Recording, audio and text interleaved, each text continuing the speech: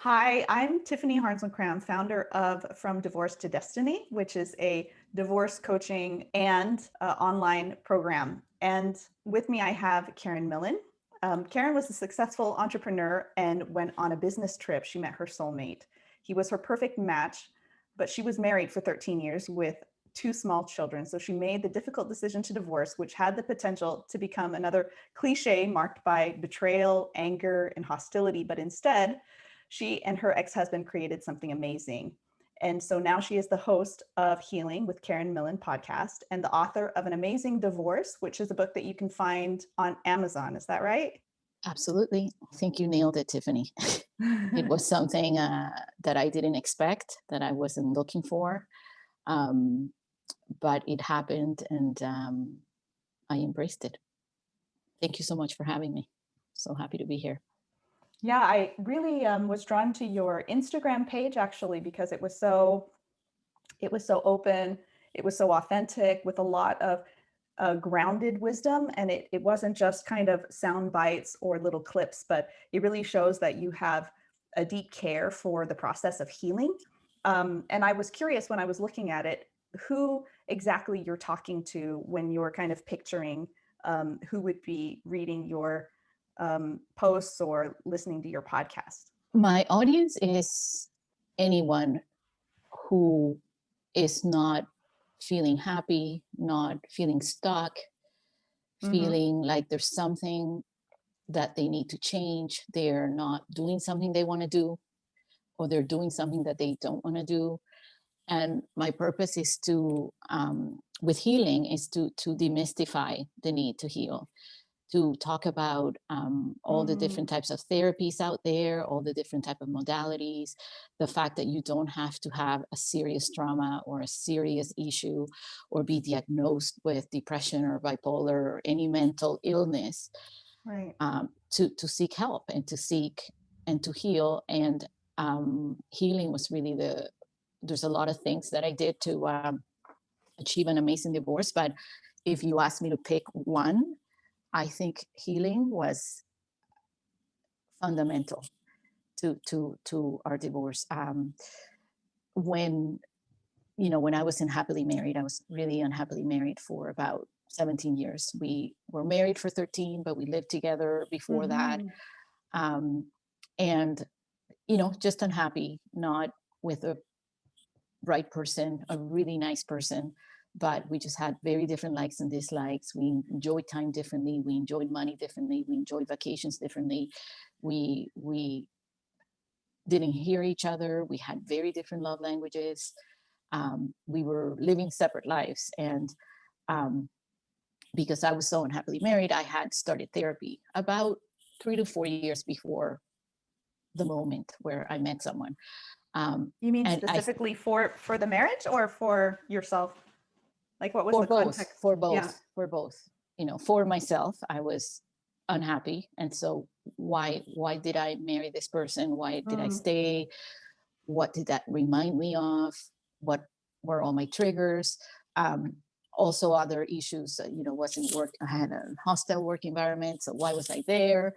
And then there was times in our marriage where we did couples therapy, and it was very clear that we were both unhappy, that we were both not making each other mm, happy. So, you know, in one of our previous chats, or one of the questions you asked was like, how did you make that decision to leave? I think that when you're unhappily married and you know it, the more self-analysis, the more self-healing, the more healing, if you can afford to go to therapy, the better, because the more you get to know yourself, the more grounded you are. Either it's going to help you work on your marriage, which is something I recommend to yeah. anybody who's unhappy. Do everything that you can do to save your marriage, because divorce is hard. And when you're going through that, if you know you did all you could, you did the therapy, you did the couples therapy, you talked, you processed, you changed, you were patient, then you don't feel as bad as it is, because it is painful. And Mm-hmm. so um, I had done so much therapy to myself and I knew what I wanted. And therapy helped me to understand what I deserve, and that I was worthy of happiness. I was worthy of love. I was Right. worthy of being heard. I was worthy of being seen. I was worthy of being happy. Completely out of the blue. I had never cheated. I had never flirted with another man.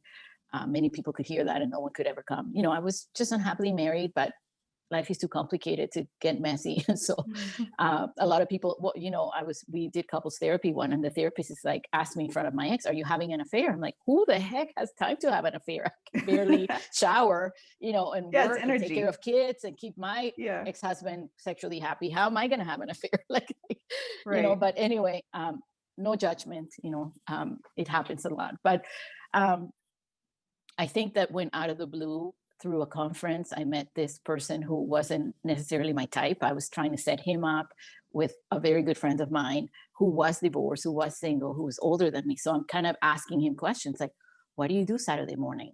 If you have an extra $200, how do you spend your disposable income?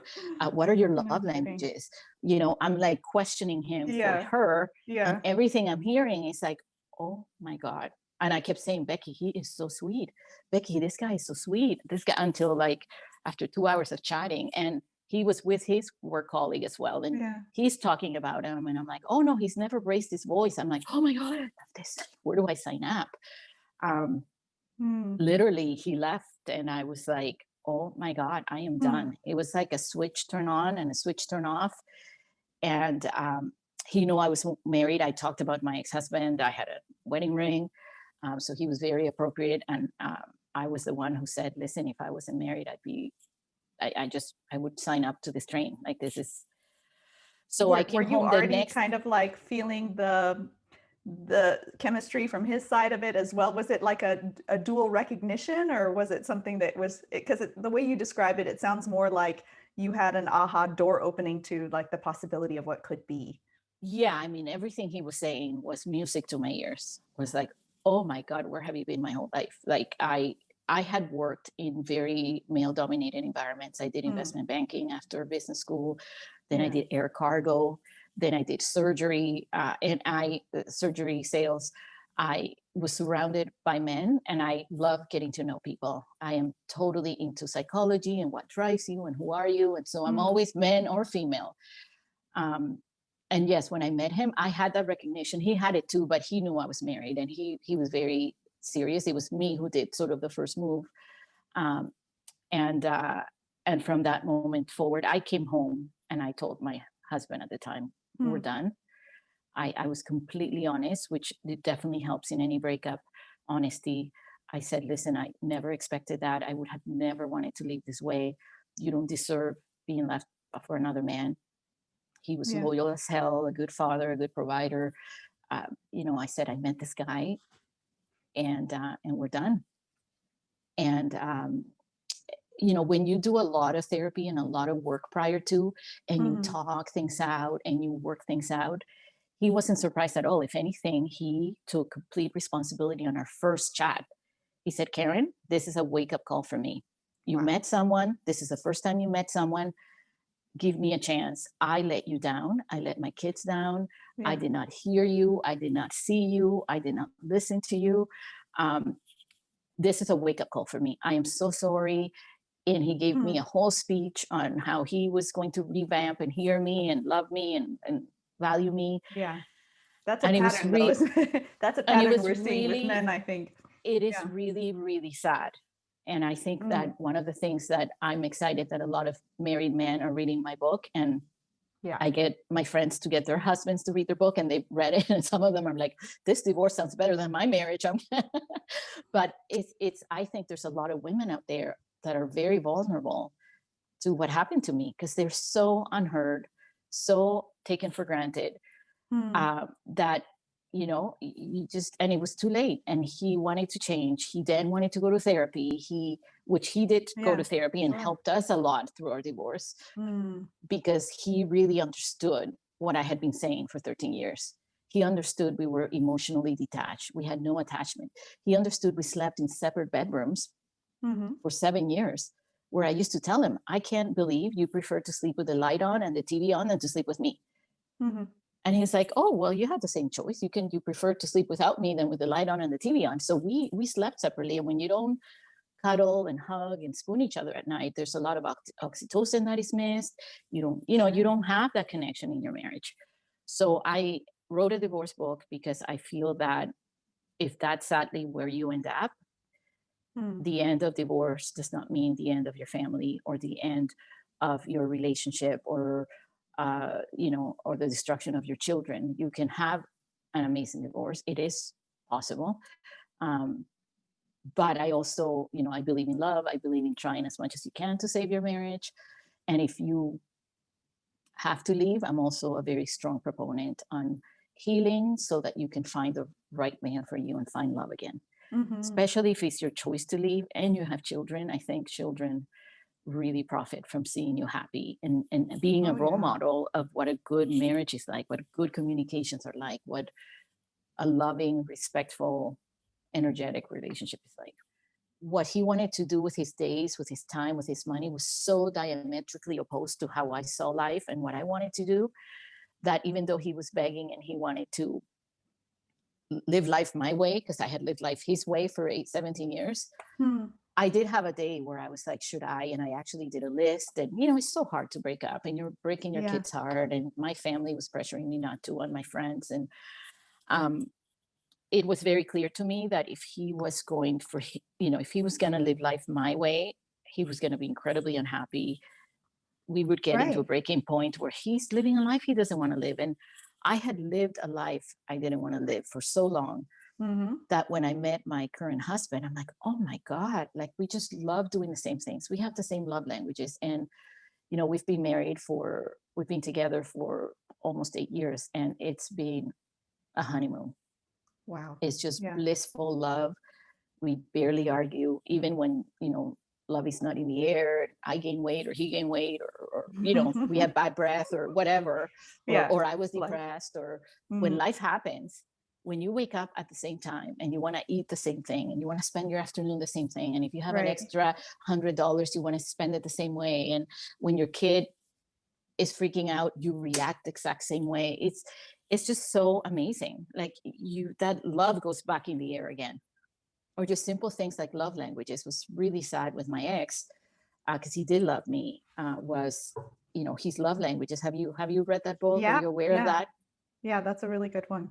It's amazing. Mm. His love languages were uh, gifts, number one. That's how Yeah. he felt loved. If you take time to buy him a gift, and words. So he is super depressing because he would buy me stuff. He would shower me with 3 sweaters of different colors, Hmm. and he would say, I love you every day. And I'm like, what good does this, how is this going to help me when Yeah. my dishes are full and the house is a mess and the kids need to be, showered. Um, So you were and acts when of service mine number one is touch, and and my touch. number two is acts of service. Yeah. Yeah. And we read that book many years ago, and I said, Yeah. Anthony, I need a hug. I need touch. And he's not a touchy person. He's not. Mm. We would watch TV and I'd kind of cuddle, and he's like, oh, I'm hot. It's like, and my husband now is the same. It's touch and acts of service. So we're all over each other all the time. And just a hug, that's all I need to feel loved and heard and valued. And, he's doing my dishes. He's putting a load of laundry. He's doing my kids' homework. And I'm like, I am going to love you tonight. Let me tell you, like love just showers me because you feel loved. Yeah. So obviously, I don't think anyone would ever take divorce lightly. I definitely didn't, and I did think of all those things, and I really, after 17 years, I just knew that being happy was not going to be easy for me. And my kids have seen, at that time they were 7 and 5.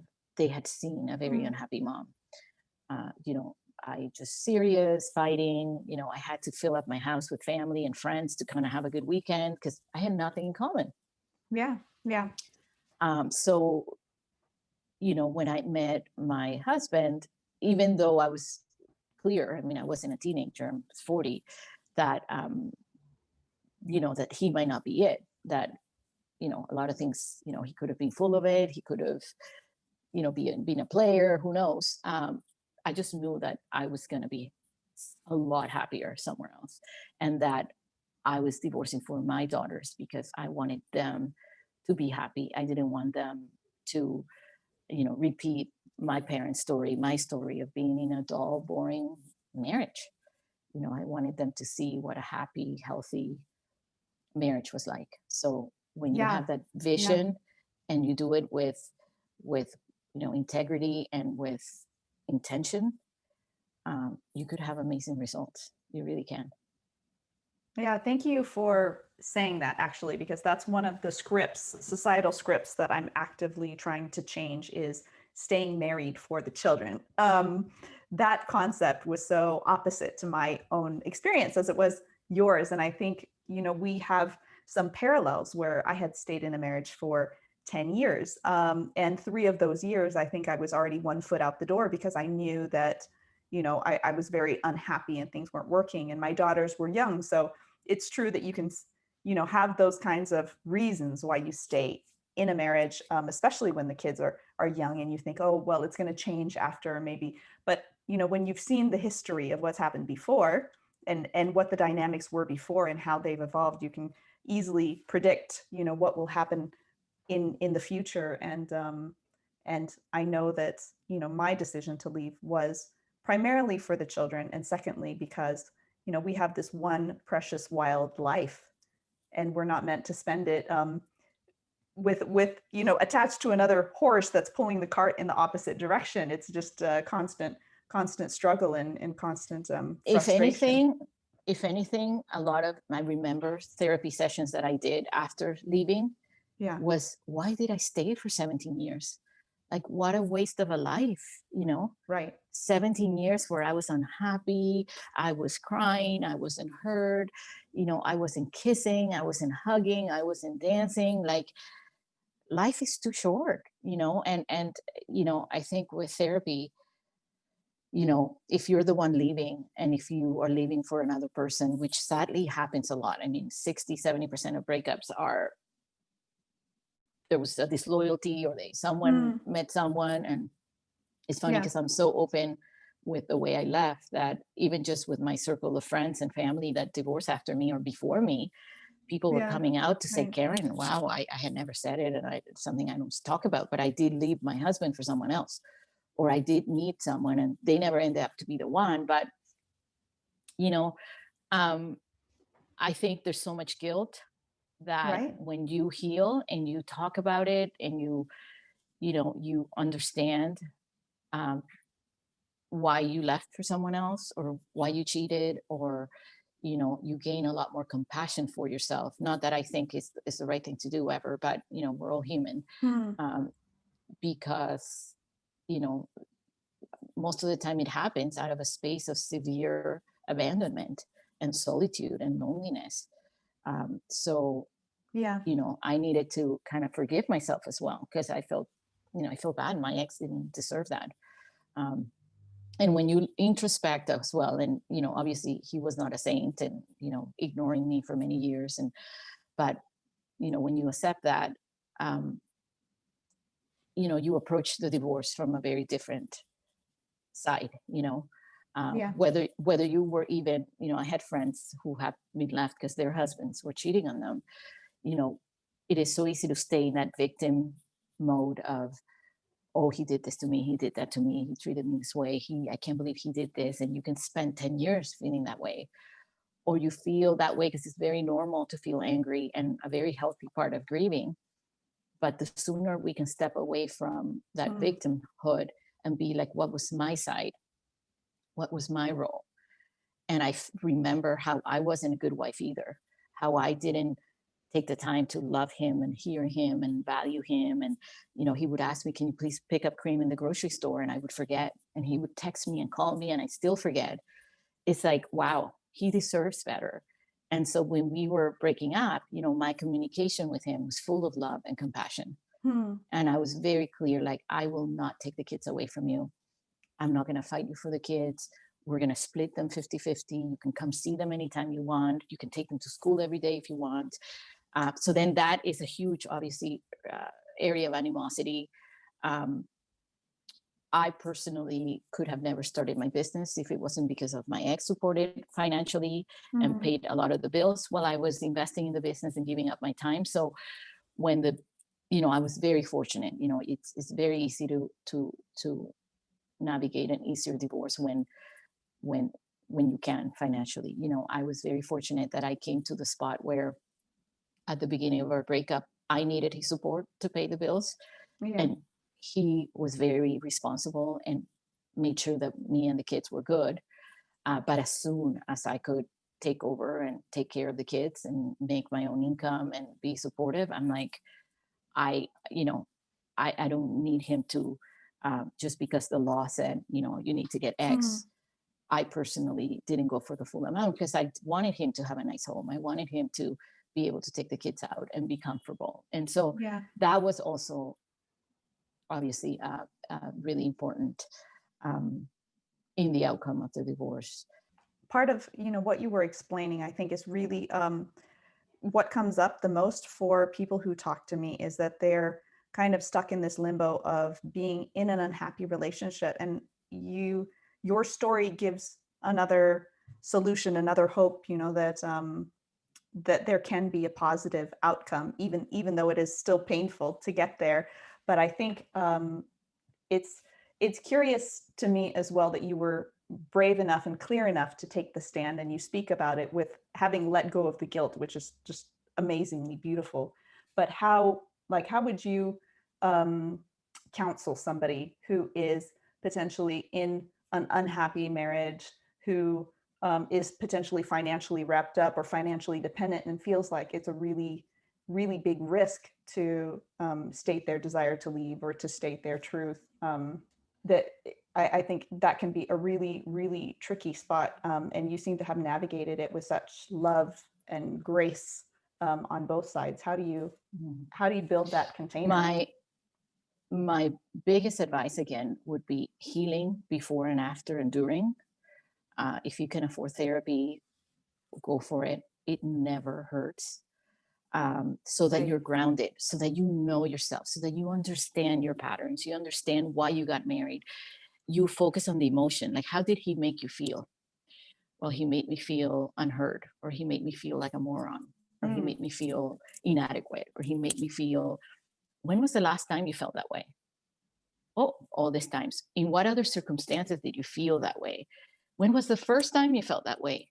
Because if you maybe you grew up feeling that way and your mom and dad made you feel that way, or your older brother or your older sibling or your teacher at Mm. school, what are the patterns? Because Yeah, I don't, exactly. one of the biggest things that I support is that if you're going to go through the heartbreak of divorce, it's for something way better.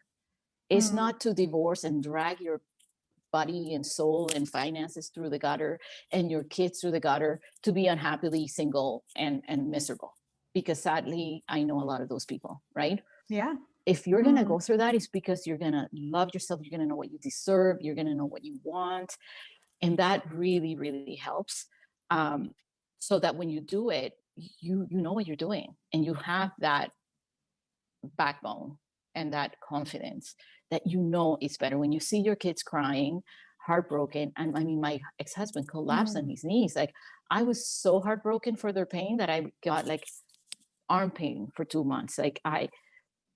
But if you know that what you're doing is going to be truly better for your kids and truly better for them, Mm. and I think Yeah, you yeah. only get there when you've really healed and you really know your shit, you really know what you're up to. And now, if you're the one driving the situation, I am a huge proponent of um, really investing in your career and in what you're going to do financially. So, if you have been dependent for a very long time, I always recommend to save and save a little different puddle for you, that instead of getting your nails done or buying your top, like you do need money to be able Mm. to be in that situation.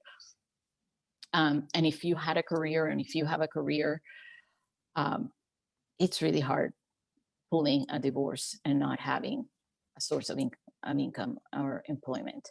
I I do find it difficult when I've seen a lot of people who, in my situation, were really unhappy, but their Mhm. husbands were good people, right? They're not going through abuse, they're not going through disloyalty, Yeah. they just want to choose a better life. But then they expect that their excess is their paycheck. They expect their full compensation from there. Now, if you're in a situation where your ex is extremely wealthy, then by all means. If you're in a situation Sure. where you really gave up your career from the beginning because he asked you to, or you both decided that, and I mean, it's super hard to to talk about this or judge, because every situation is different.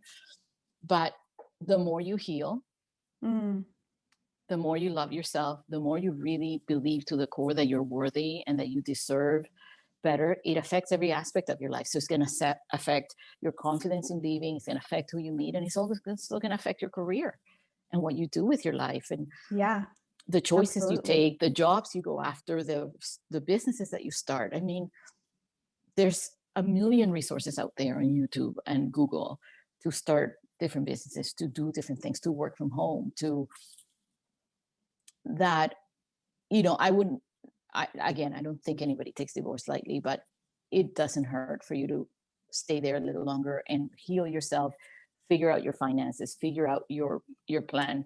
And obviously everybody needs support. It's not fair, and both parents need to provide for the children and for the situation. But Yeah, it's a lot yeah. better when you do think of yourself as an independently That's financially.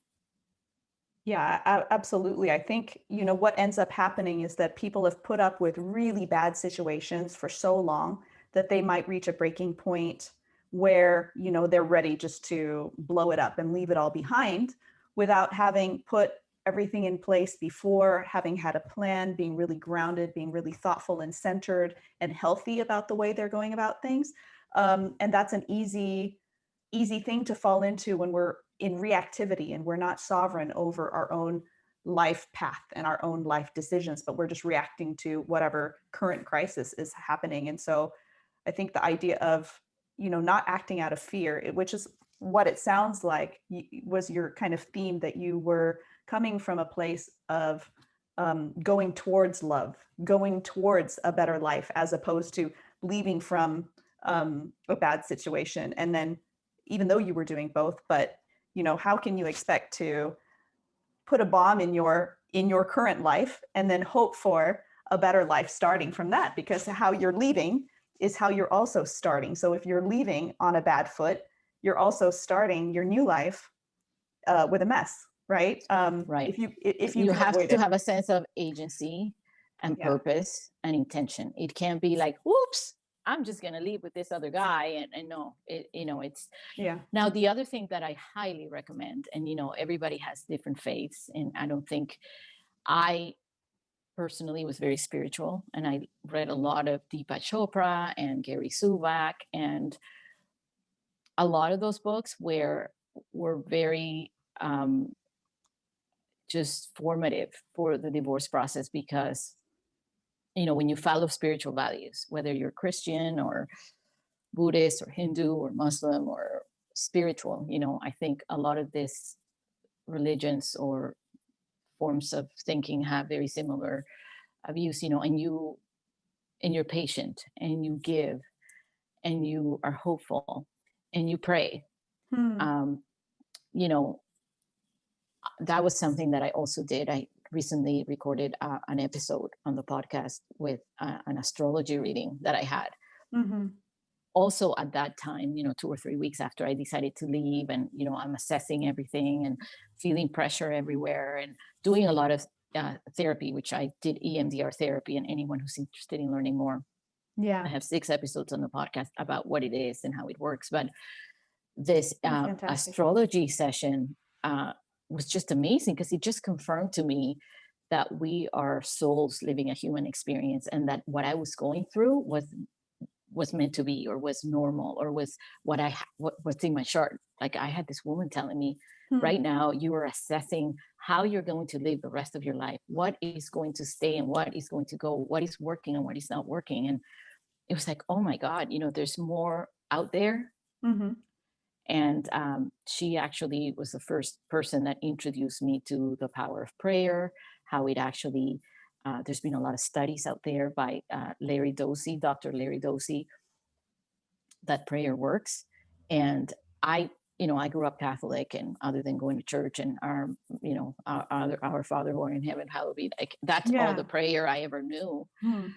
But she taught me how to pray and told me I had angels protecting me, and how to pray, and I read this book on like all this research that showed that it works. So I also, other than therapy, following spiritual values, focusing on healing and grieving and honoring the pain and honoring what you're going through, I started praying as well, and praying that he would see the light, praying that he wouldn't suffer anymore, praying that Mm, he would like my new person I left him for. And all this wow. stuff started to happen, where Tiffany, he met my ex and Yeah. hit it off immediately. And you know I actually became pregnant very soon after with my Yeah. new man, because we both wanted a third. We were getting older, and my ex was so supportive that he became the godfather. And then Mm, my ex and my new guy are going out together and having coffee and taking the kids out for dinner, and I'm like, oh my god, this is wow. crazy. Yeah, better than And you so could have asked for, right? no, the Supposedly, kids yeah. had two sets of fathers paying for their stuff, taking them to skiing lessons, taking them to piano lessons, running around for them. It Yeah. was pretty amazing. And 8 years after, they're both best friends. He comes and stays at our home for 3 days, Mm, dinners here. It's pretty amazing. And it's very doable, but you do have to do it with intention, with a focus in healing and grieving and going through short-term pain for long-term gain. I think a lot of yeah, people break up, exactly. and like you said, they just reactive and start meeting other people or start drinking or working out excessively to Mm, to deal with the pain, which is very helpful, sure. but it's just a band-aid. Hmm, hmm. It's not really grounding you and healing you so that you are proceeding from a stronger base.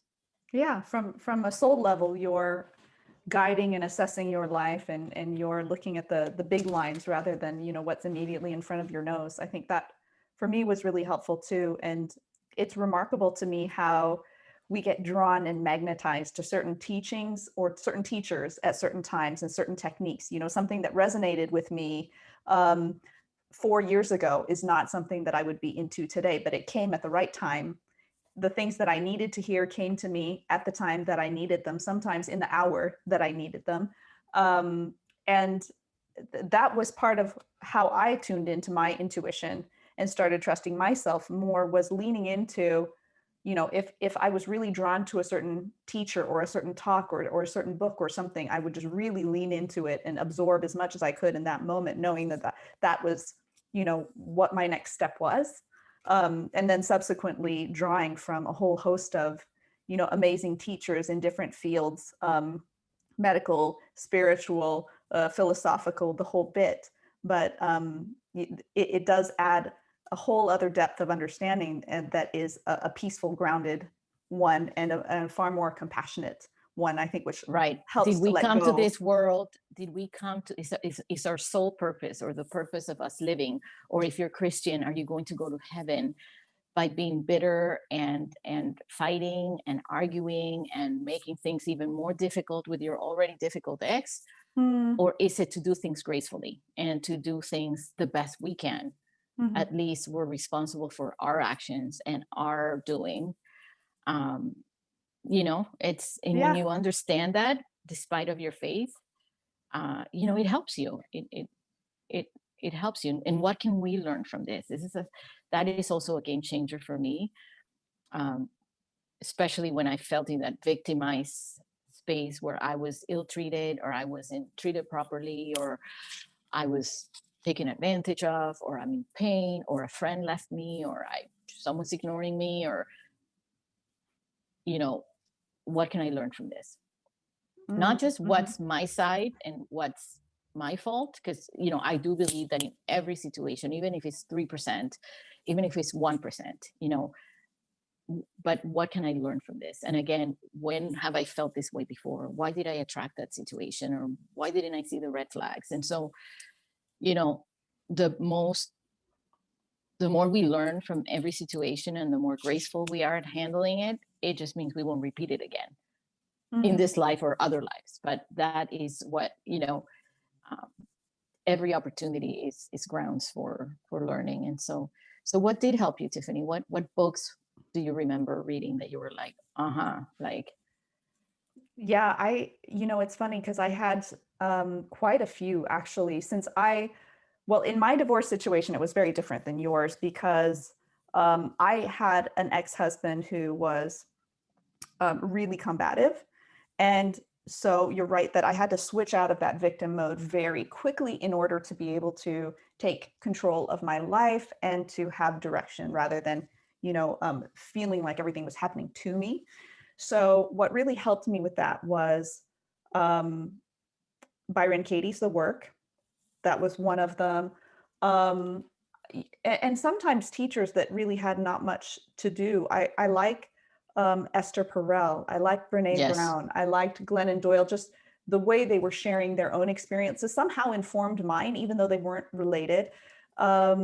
I liked watching Teal Swan videos a lot. I watched some like Yeah. law of attraction kind of stuff, which helped me along in the thought that I was building my own life from the inside out, Right. and being in ownership of my emotional state, being in ownership of my mental state.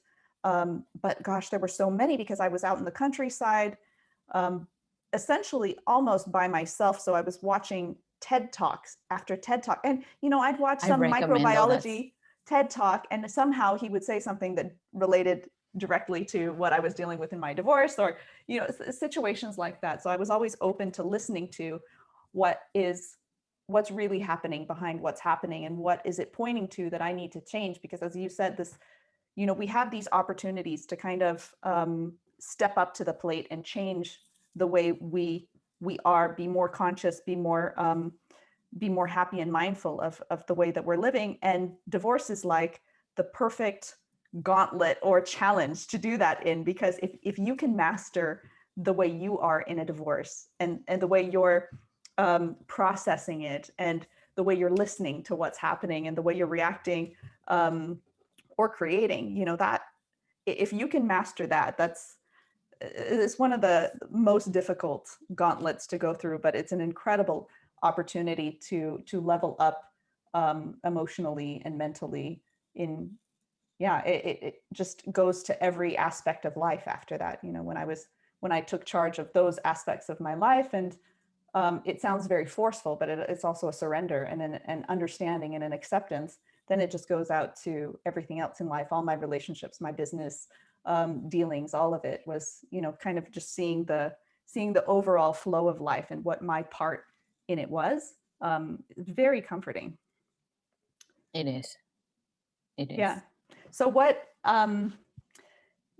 brings you to the work now that you do? Because I know that you have a vision, and I want to dive into, what's your message, or what's your medicine, what's your special spice that you're now creating in the world, and wanting to birth in the future. I mean, nothing makes me happier that when I get one of my listeners or a follower or a friend tells me that they did an EMDR session and they changed their life, or they are feeling confident, or they feeling they got their backbone, or they know why they've been doing what they've been doing that they didn't want, or they're finally, I think there's a massive Yeah. linkage between how we feel and our physical health and our healthcare, with how we feel, and I think that sadly psychology got it very wrong for many years of pathologizing everything, and like you're sick, you've got a mental illness, even the word mental illness, and going to a psychiatrist and saying, well, you have depression and you have, bipolar, and you're, when those are just signs of your hurt and your wounds that need to be healed, and their Yeah. only solution is medicine, which I'm not against medicine. I'm married to a doctor. If you're having suicidal thoughts, God, please go take your medicine. There is a percentage of cases that is just literally brain imbalances or Yeah. toxins in the environment. So I'm not saying that, but most overwhelming amounts of what leads depression or anxiety is childhood wounds. It's really sad stuff that happened to you. And that happens to all of us. I think that very, very few of us had a perfect childhood. Even if you had great parents that didn't get divorced, who were there for you, you could have had a teacher or a nanny or a person at school who bullied you. You could have not been chosen to the school play, and all of a sudden you're afraid to public speak and afraid to put yourself out there. And, I think that my mission with healing and the healing podcast, and I'm building a healing platform, where people can come and heal, where people can come Yeah. and say, I feel like that I want to get a divorce, or I need to lose weight and I haven't been able to, or I'm depressed, or I want to be a better parent. They could go there and get all the resources they need, get the books they need, the TED Talks they need, the podcast, not just my podcast, but any other podcast or IGTV video that talks about divorce or Mm. healing, and be a platform where you can learn about all these different types of healing, because what works for me might not work for you. And there might be someone who's very spiritual and wants to deal with energy healing and astrology and spiritual healers that are really effective. I talk in one of my episodes how I've done EMDR that's amazingly effective and it works really quickly. And maybe in 3 sessions, as opposed to 3 years, I healed a lot. Yeah, And you asked me, absolutely. how did you get the balls to do this? Well, because I've healed, because I know I'm worthy and I know I deserve this. And I had that. But I went to a spiritual healer, Tiffany, that in 20 minutes had me in tears Mm-hmm. and had got to the core of the problem. That little 3-year-old who wanted her brother to love her, and how I changed my whole life to try to get his approval. But I could have taken 5 sessions of EMDR or 5 years of talk therapy to get there. So if someone is stuck in a marriage or in a job or in a situation, or wants to find love and hasn't been able to, and wants to be open about healing and wants to listen to all the different episodes and other episodes about all the different types, and then find the resources to heal. So, if you can afford therapy, there's links to books, to episodes, to TED Talks, and also the place where you can hear you as a coach. I'm like, oh, Tiffany sounds so empathetic and so great. I want to work with her. So a place that they can find you, or all the different therapists that I interview, or that are part of the network. So exactly how it's going to work is something that I'm working now to figure out. But I want it to be the place where you can go and heal, and also have like a Facebook group or some sort of platform that people can go and share their stories, or even talk about Tiffany. How was she? Oh my God, she was amazing. And, she gave me the clarity and the tools, or not, right? Like I'm in the process of building a platform where people can find the inspiration, the education, and the resources to heal. Yeah, I really like that that approach. It's kind of like a buffet or a menu in a sense, where you can kind of get your fill of the things that you're really craving in at that moment, and kind of discover new things that you want to dip your toes into, or learn about new things, and then go deeper into them if you need to go deeper into them. But that's pretty much what I did when I was divorcing. I was in a really dire financial situation.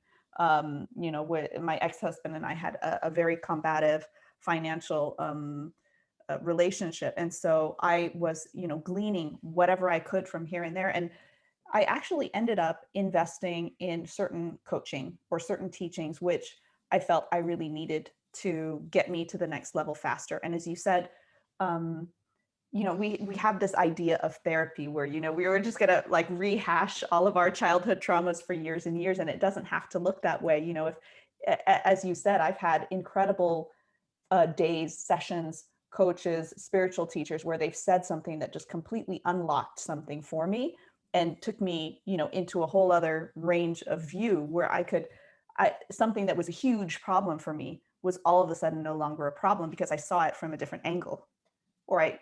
Exactly. And so this idea of having it be a difficult and heavy thing is such a misnomer, because there's so many different modalities that we can use that are highly effective, that don't have to be painful or difficult. I mean, some are, but some sometimes it's more painful and pain. difficult to get stuck where you are at. Oh, where you're being absolutely. in an abusive relationship, or you're taking treatment that is painful and difficult. And the so years for lost. me, healing is short-term pain for long-term gain. Right. And I have a story. So EMDR is a method that was first used for 20 years. A lot of research showing how it's just very effective. And it was I didn't tell you, but it's part of my program. Actually, it's part of my Thriving Through Divorce course, and I have a video that I give for free on YouTube on EMDR. But do go on and explain it to people, because it is an incredible modality. I am so excited to hear. That's awesome. Yeah. So a lot of people think it's like, oh, well, no, I haven't been through a massive trauma. I haven't been through, I'm not a veteran. Wasn't in a big car accident. I haven't been raped.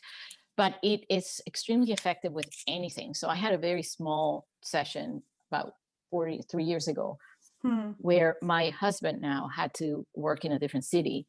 And after living together for a year, he had to go every Sunday night.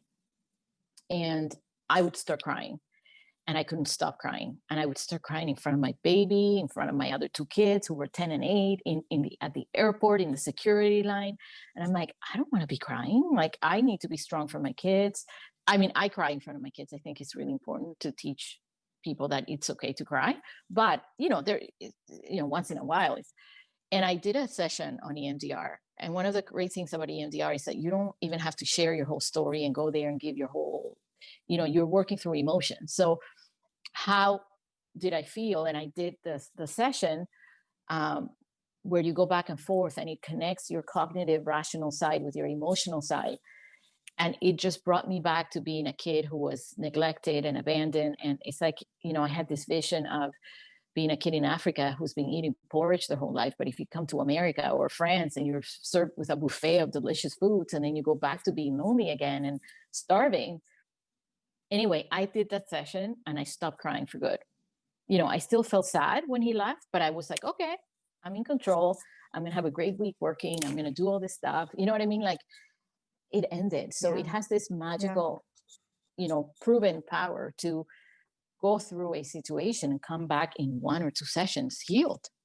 EMDR is a fantastically safe, effective, easy, in my estimation, easy method. And I didn't even have a professional to do it with, which I would have loved to have a professional to do it with. But since I was, essentially out here in the French countryside, I had to do it on myself at home using, instructional videos and things like that. And even then, it was tremendously effective. So that just speaks to, how much a modality like EMDR can do for you. I also did some tapping as well on myself when I was dealing with, a surplus of anxiety and emotion, or moments that I was, afraid of the future, things like that. So that was very effective for me. But yeah, there are so many ways that we can approach healing that can provide just almost instantaneous relief. I mean, what was it? 10 to 20 minutes of EMDR can take your stress level from, a 9 to a 2. It's amazing. And that is my purpose. It is so amazing. And when you're a parent and you are upset over something else or something subconscious, and you take it on your kids because they're the safe target, I am like you, just have a journal with me at all times. And the minute I wake up, something happens, I get triggered, I'm emotional, I'm anxious, I do an EMDR journal session of me based on my previous experience, and tapping on one side or the other, or I go like that. And I'm like, where, and I focus on my emotions and why I'm feeling that. And when was the last time I felt it, and the intensity of the feeling, and memories just start coming back. And I'm like, it's one of the main reasons that I have an amazing marriage is that I'm not taking my anxiety on my husband. The minute, even if he triggers it and he said something that I didn't like, or he did something with the kids that triggered me, or, last week we had an issue with, he spent more on something and that triggered me from my past. And I'm like, okay, this is not your fault. I just got triggered, and I need time on my own. And I either go for a walk and I do it on a bench, or I tell him to take the kids out, and I do. And Tiffany, like you said, half an hour max. It's just like a load left my shoulders. I know exactly why I got triggered. I know exactly what this reminded me of. I then have a chat with him, and I said, this reminded me of this, this, and that, and I can't believe that. And we have a civil discussion that did not turn into a fight, did not turn into me offending him for doing something, It does not hurt the relationship. And same for the most part with the kids, Yeah. So you just reminded me of one of my favorite, I don't even know if it's a quote, but it's something a teacher said. It might have been the psychedelics teacher. The opposite of fear is not love, it's curiosity. And geez, I love that one, because that's how I've decided to live my life now, which takes away the shame and the guilt and the reactivity. Is, when I'm having one of those days where something has triggered me, and I just look at myself kind of from a third person point of view, and I say, wow, that's that's funny that you're reacting that way. That's curious. You know what? Interesting. You're in a bad mood, or you're, I just start asking myself questions, and then I'll react in a certain way to my partner or my kids. Why are they doing that? Or I get curious about what they're doing instead of reacting in a kind of, oh, you're doing this to me, or this is happening to me, or Right. and it is really funny how humans are, how alike we are, the things that we think, the things that we go through. When I ask myself questions, or I ask people questions, it's really funny, the stuff that comes up, humorous, because we're so often in our inner child, as you were saying, things that happen in childhood, but we get these childlike reactions where it just kind of comes up. And so being able to recognize that and then deal with it in the moment is a superpower that a lot of people don't have. And as you said, if you're not healing from your last relationship, you're just going to bring all that mess into your new relationship anyway. So it's kind of a must to be able to It is, handle and that's yourself. why there's almost 70% divorce rate on the second marriage, because Right. you just go from one to the other and you haven't healed. You don't know what went wrong. You don't know what happened. You know, so yeah, it's just like I start my podcast, just inspire the world to heal. That's super exciting to me. Yeah. It's really makes me get up in the morning and keep doing what I'm doing. It's um, and like you have with your handle, to destiny, to owning it, to have intention, to changing your life, uh, Mm. when you have that curiosity to learn more and Yeah, to it heal. takes And then courage. Yeah. it does, and I'm very open to and excited to psychedelics or hypnosis or RTT, and I've actually had sessions with guests that I've had, um, or many guests provide a session before the interview just so that I know what it's like, and I'm super open and curious, Yeah. because there are things that I have had that EMDR has not helped me with, that I don't know where they come from, fears that I have and things. So I'm super curious to look into sort of inherited trauma, hypnosis, psychedelics, like where's this coming from? That is Because so cool that you're taking because we're people on your journey with you. You're like, it's like a travel show, but it's like an internal travel show.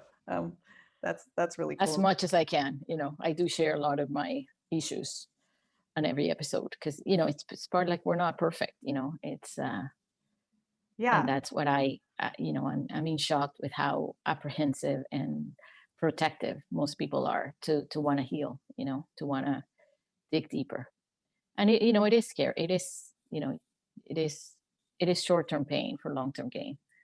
um, but when you approach it with curiosity like you do, for me it's the same. Even if I know it's going to hurt to go back to a certain memory, or I'm super excited and curious to go there, because I know it's going to make me feel better. It's going to make me leave that in the past. And when you don't get triggered for something anymore, and it's just such a good return on investment, such a great feeling to have.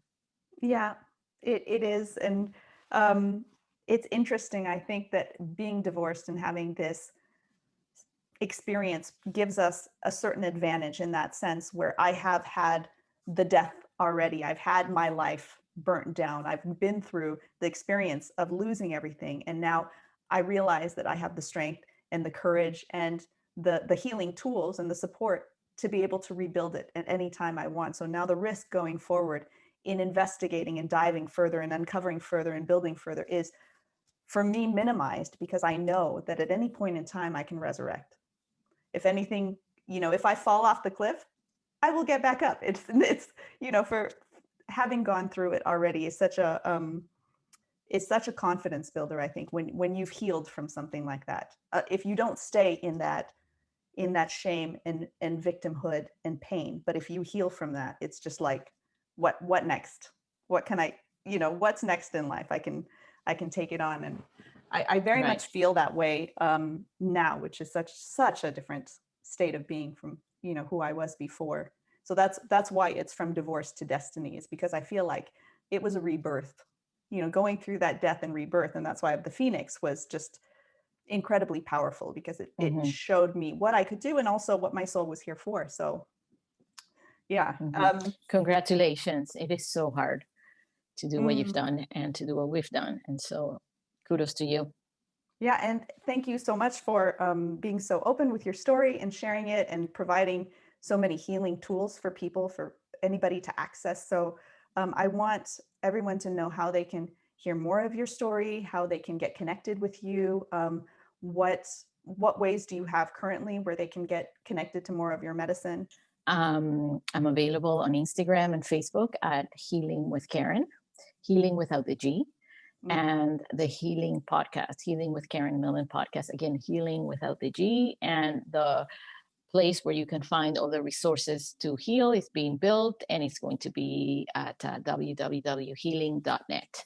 Again, healing without the G. Heal in. We need to go Healing with inside. Karen. And Yeah. yeah, so I'll put the links in for people, and it's not just people who are divorcing, right? It's also for anybody who is looking to ameliorate their state and their well-being, mental, Yes. emotional, their EQ. How's it? Yeah, EQ.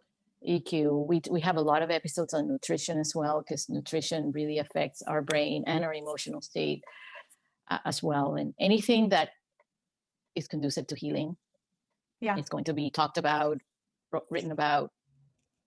perfect. Yes. So, and I know that you're building on that rapidly. So it's a really beautiful mission and a beautiful offering for the planet. And um, And thank you as for what you do too. And I'm hoping to yeah, work with you in the future in some capacity.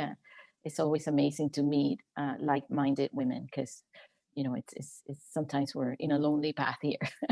well, we're not going to be silent about it. We're going to destigmatize all of the mental and emotional wellness stuff and all of the journeys that you can go on and remove that shame barrier, right? And that silence and taboo that we have, because it's such an amazing journey to go on and share. So, yeah. Thank you so much for having me, Tiffany.